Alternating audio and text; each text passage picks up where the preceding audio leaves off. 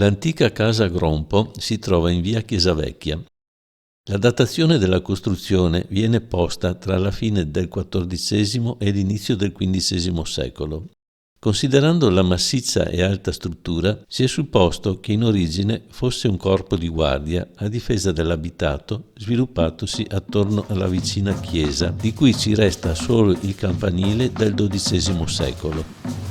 L'edificio sarebbe poi stato trasformato nell'abitazione odierna.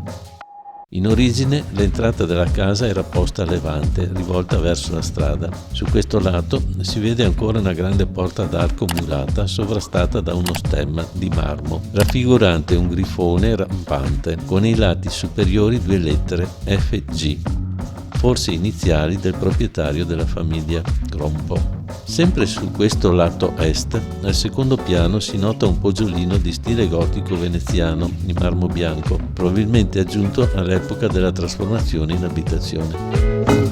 Notevole pure il cornicione in cotto ad archetti pensili e il comignolo sul tetto, ricostruito alla fine del XIX secolo, forse sul modello originario. Si presenta invece molto più semplice la facciata a mezzogiorno, dove ora c'è l'attuale porta d'ingresso, sovrastata da un balcone in pietra leggermente sporgente, chiuso da un parapetto in ferro battuto.